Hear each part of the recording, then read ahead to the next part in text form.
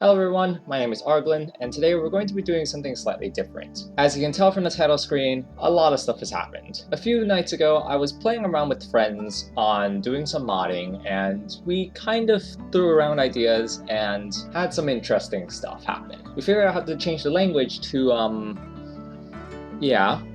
and we figured out how to do a couple visual changes. Now, currently, I'm just going to work without the visual changes, but for the end product of this project that we're going to be doing today, I'm going to change the visuals. So here we are in the sandbox, and what I wanted to do is do something that I made with a couple of friends a few nights ago. I'm going to take an anchor, and we're going to place a diamond shape that's kind of like this, basically.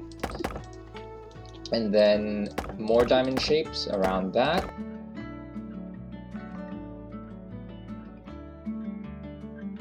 And you're left with something that kind of looks like this. And my thought was, what if you actually rotate the center? And when I did, I got this, which actually looked really cool. And I was wondering, what happens if you try to pull it from a different area? So I tried that, and it kind of looks interesting, but it's not really that great. And the reason why is because that in the original demonstration that I showed you, where it only rotates the centerpiece, these stay a square. So my thought was, if I could do something like this, and then made these stay rigid as squares on the axis, then it works, which is really, really cool. Now, there was something that I found very interesting about this folding shape, and it was that these outer squares, which I've now highlighted in steel here, is folding into the middle square, and it looks really, really cool. And my thought was, what if you make it all fold in? So I decided to delete everything until I was left with just two different squares, and my goal was to get this thing to rotate 180 degrees until it reaches this point. So I would have just used a typical 180-degree linkage, but that's really, really big, and it's not really necessary to use just one hydraulic. So how do I do it with as many hydraulics as I needed, but in as much of a compact space as possible? And after a bit of playing, I found this little design, which was basically just 50%, 50%, and 29% contraction. And as you can see, it very neatly folds it in 180 degrees. So now my thought process was, what if we stack another one on top? And the answer is surprisingly that they actually fold in again into itself, meaning that no matter how big this is, it actually will continue to fold into itself. Now, unfortunately, I couldn't stack that many on top of each other using regular in-game physics due to weight and how fast hydraulics contract. So with the help of MoonlitJolty, we removed gravity, we slowed down the hydraulics, but we also added a time warp mod so you can actually speed up time and allow the hydraulics to process more quickly without breaking anything. And as a result, you get something that kind of looks like this.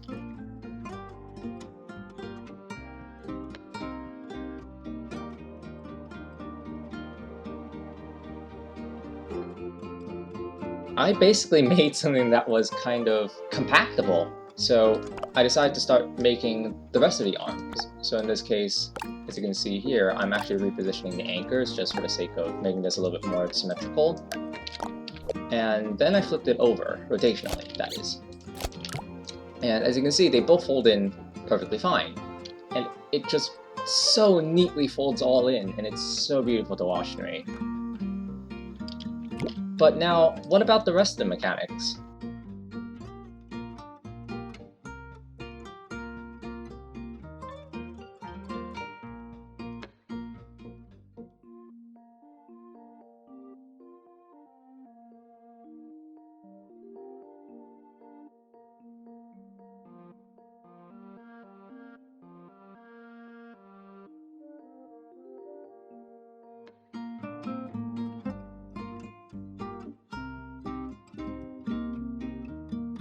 And so now I've added all the squares, and I've also added these wooden beams here that are actually intended for support, which I'll actually explain right here. When you have one of these squares, it can't quite fold in properly sometimes. So because the game is really slow, I can't really make a regular mechanism, so I'm actually just going to do this. Now, as you can see, here's the mechanism that we used, but if I provide a limiter like this, then it just stops and it bends, which is a problem, because it no longer can unfold itself, unfortunately. So the solution was to add some supports like this, and as a result, that actually fixes the problem for us, which is perfect. All I had to do was apply to a much larger scale, which in this case was this huge version over here, and as you can see, it very, very beautifully folds in, and it curls up just like that. It's a very, very elegant design, very, very chaotic admittedly, and the unfortunate problem is that I didn't put them in a very efficient way, so it ends up actually sticking out, so it doubles in size. But honestly, I think that's totally fine. So now my next thought was, because this is in zero gravity, what happens if I actually strap another one together like this? And you get actually something like this, which is really, really psychedelic and cool. And there you go.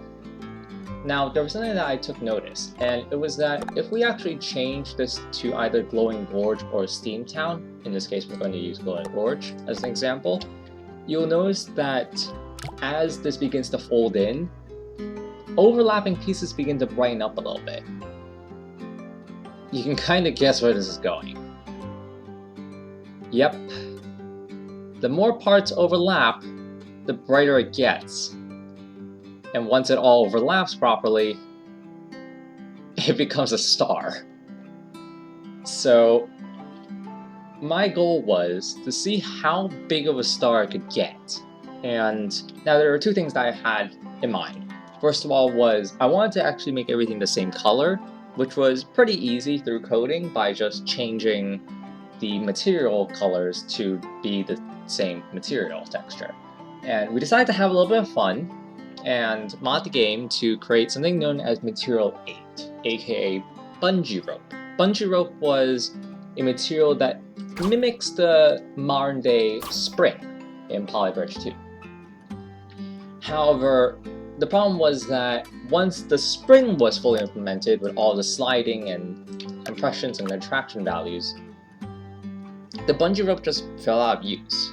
So because it had no more purpose, the developers just no longer made it accessible in-game, but it's still in the code.